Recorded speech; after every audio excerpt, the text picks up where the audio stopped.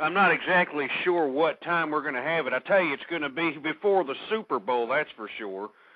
You know, it's Super Bowl time. There's going to be a lot of people drinking, that sort of thing. I'm not going to be doing any drinking. As a matter of fact, I'm going to be doing the drinking tonight, this evening here.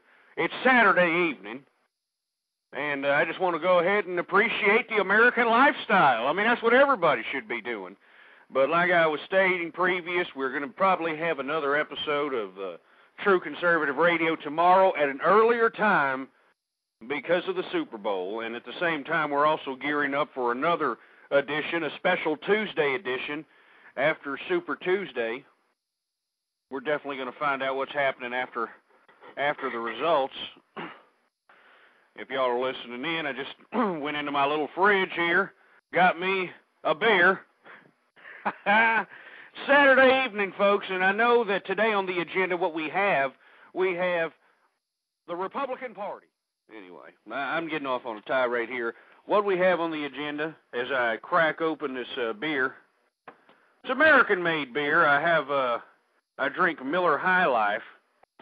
The reason I drink Miller High Life, I'm from Texas, obviously. Good evening to all the folks in the chat room. I appreciate your patronage. I'm cracking open a Miller High Life right here, and the Mexican folks down here in Texas, you know, we're a cultural melting pot out here in Texas. The reason they drink these a lot is they call these hueras. Believe it or not, hueras meaning white woman, because the white foam mixed with the blonde coloration of the beer itself. So anyway, a little insight on beer. Anyway, folks, I'm sitting here drinking a beer, appreciating the American lifestyle. I'm trying to get myself on a calm note because let me tell you something. I'm going to be screaming my god-darn head off. I'm going to have the blood vessel pumping out of my head. It's just going to be unbelievable because let me tell you something. I'm disgusted with this Republican Party. I tell you, it's a great beer. You know, down here in Texas, and let me tell you, just on a side note, I know we're going to get into this Republican garbage here in a second, but as I consume my alcoholic beverage, which is my right, of course, I'm in the privacy of my own home, I'm sitting here drinking, what I don't understand is these laws around alcohol and driving. Now, I understand that nobody should be operating any kind of heavy machinery or any kind of car, motor vehicle, anything of that nature if they're completely inebriated. I'll acknowledge that. We don't need drunk folks on the road. But, you know, I come from Texas. And let me tell you, I lived during the day when Texas was the only state in the United States that allowed you to have an open container and drink while you drive, believe it or not. And it was great. It was great. I'd go out, get myself a beer. I'd be on the way to the party when I was younger. You know, you have yourself a couple. Of course, you wouldn't be inebriated and be obnoxious about it. Go out and, you know, kill innocent people. I'm not suggesting that you go out and get hammered, you know, get sloppy drunk out there and, you know, just go out on the road. I'm just simply suggesting that these supposed laws around drinking and driving are just a little bit excessive. And I've never been busted for anything. I have no criminal record whatsoever. But I just think that it's unfortunate that you have a whole group of people that, you know, probably never going to commit a crime in their life, okay? And I'm not saying this is a majority or a minority of the people that get busted for DUIs, that sort of thing. Anybody who gets into an accident while they're intoxicated, throw the book at those bastards.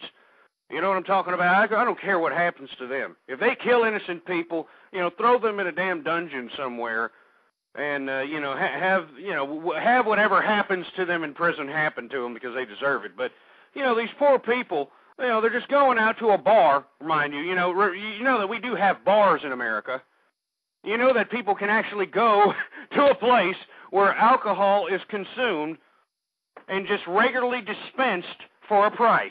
Okay. Now, this is what I don't understand about DUIs. I know I'm going off on a tirade here. We're going to get to the Republican stuff in a minute. But as I sit here and consume this alcoholic beverage, which somebody here in the chat room, and hello to everybody in the chat room here. I appreciate your patronage. You people rock. Thank you for chilling with me here on a Saturday night.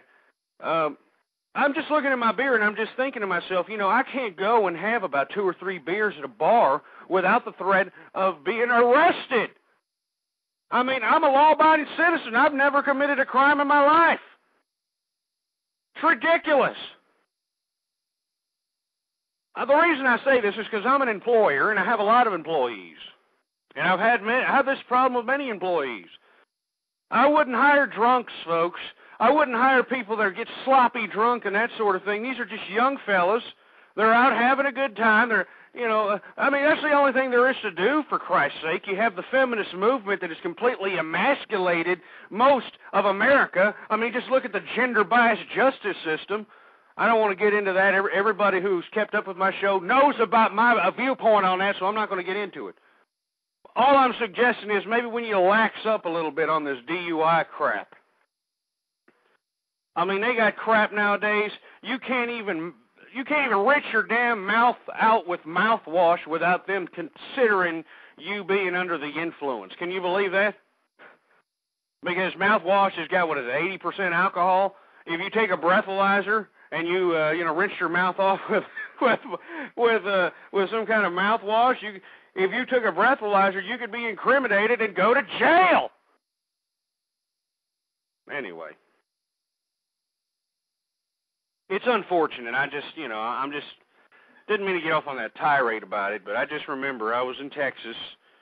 Texas was the only state that allowed you to ride a motor vehicle, and you can have yourself an open container just as long as you weren't inebriated out of your wazoo. You were able to just go ahead and do what you got to do like a law-abiding citizen, and I miss those days. So this goes out to Texas. We miss you, buddy. Anyway, folks, hopefully you got a libation, some sort of alcoholic beverage. If you're not an alcoholic, hopefully you got some coffee. You know, whatever your vice is, hopefully you have it. Have it there by you. Kick back with me. We're going to get a little buck wild up in here.